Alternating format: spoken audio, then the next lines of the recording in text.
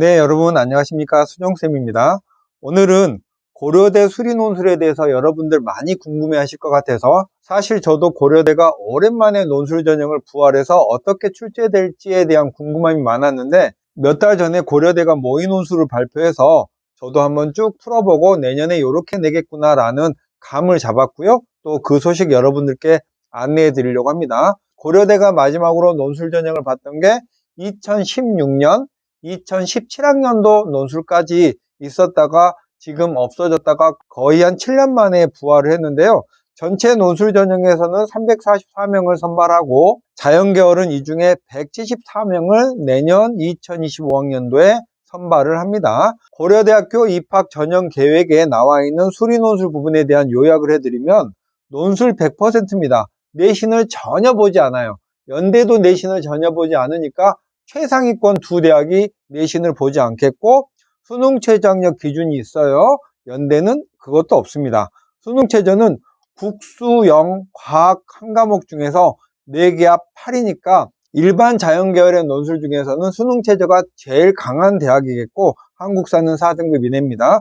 요 정도 수준이면 내년에 2025학년도를 기준으로 본다면 고려대의 정시보다 조금 못 미치는 그런 정도의 최저를 가지고 있기 때문에 고려대 수리논술의 성패는 수능 최저가 가지고 있다고 봐도 과언이 아닐 것이고요.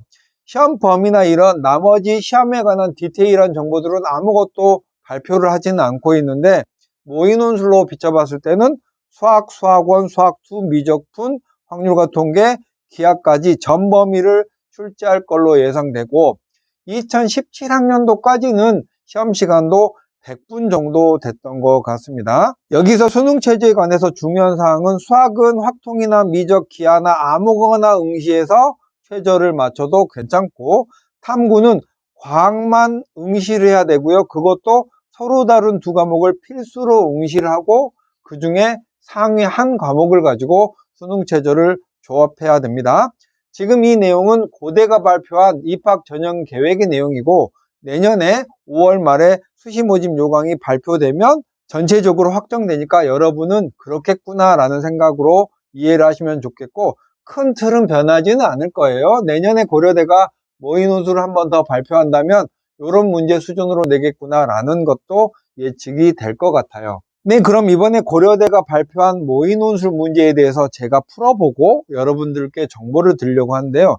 제시문은 문제 해결을 위한 간단한 조건 제시에 관한 그 정도의 내용이 있었습니다. 서강대나 아주대 같은 경우에는 어떤 수학사 같은 것들을 기본으로 하는 긴 제시문을 주기도 하는데 고려대는 문제를 푸는 함수나 숫자 같은 조건을 주는 간단한 정도, 그러니까 그냥 문제의 일부라고 생각되는 그런 조건이 제시되어 있는 거고, 문항수는 대문항이 4개고 각 문항당 소문항이 2개 또는 3개 정도로 비교적 풀어야 될 문제가 꽤 많은 형태가 되겠죠.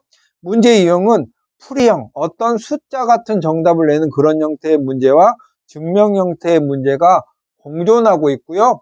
풀이형이긴 하지만 답 자체가 문자로 이루어져 있는 증명에 더 가까운 이런 문제들이 더 많이 낼 걸로 예상돼서 고려대는 자연계열에서 가장 난도가 높은 연대에 거의 필적할 정도의 난도를 가질 걸로 기대되고요. 이번에 그럼 출제했던 모의 논술은 수학2, 미적분, 확률과 통계, 기하에서 고르게 한 문제씩 출제했습니다. 문제는요, 어느 소문항 하나하나가 쉬운 문제가 없었고 약간 연대스러운 문제도 있고 이건 느낌이니까 제가 이 이상 더 디테일하게 말씀을 드릴 수는 없을 것 같아요.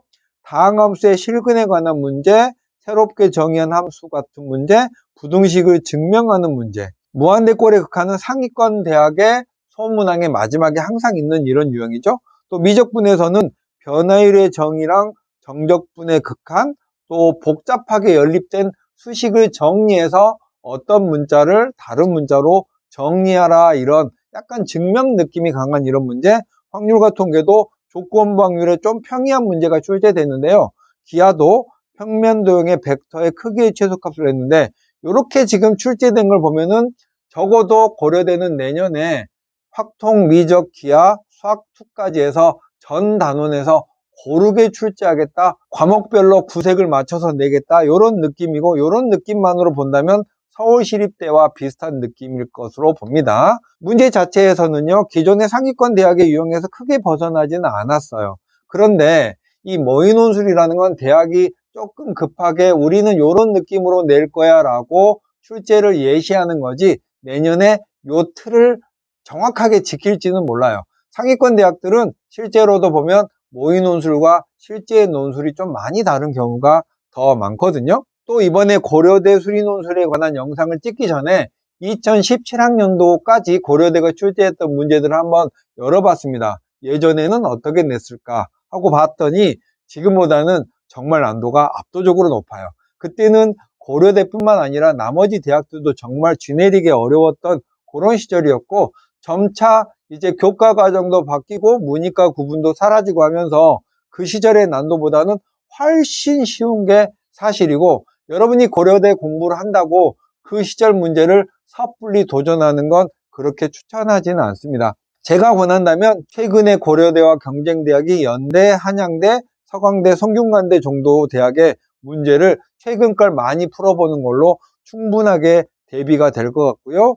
또 고려대 옛날 문제에는 공간 벡터나 이런 것들 지금에는 나오지 않은 단원도 사라졌으니까 예전 고려대 문제를 다시 풀어본다면 이렇게 풀지 말아야 될 문제들도 잘 삭제하고서 세심한 주의가 필요하겠습니다. 자, 미적 확통 기하에서 고르게 출제하겠다고 했으니까 고려대 논술을 준비하겠다라고 생각하시는 분은 연대도 그렇고 한양대도 그렇고 미적 확통 기하에서 고르게 출제를 하죠. 오히려 미적보다는 확통이나 기하에서 맵고 어렵게 출제를 하니까, 만약에 정시보다는 수시에서 논술로 상위권 대학을 가겠다라고 생각하는 내년 수험생 여러분은 확통이나 기하를 어느 정도 이상 탄탄하게 다져야 될 걸로 예상되고요. 증명 문제가 다수 포함될 수 있다는 얘기는 다수라고 해도 50%를 넘지는 않을 거예요.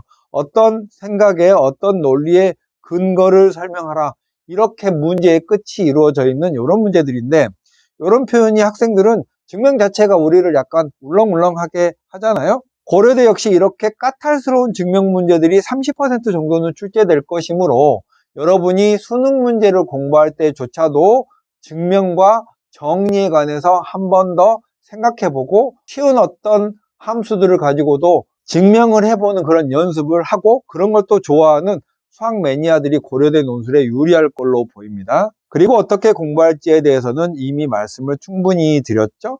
자연계열 모집은 모든 모집 단위에서 전부 다 비교적 소수의 인원을 뽑고요. 반도체학과 정도는 논술로 뽑지 않고 대략 174명 정도의 학생을 자연계열에서 선발을 하고 있습니다. 나머지 얘기는 내년에 수시 모집 요강이 확정되면 여러분들께 또 도움 말씀을 드리기로 할게요. 오늘은 고려대 편이었습니다. 수정쌤이었습니다. 안녕.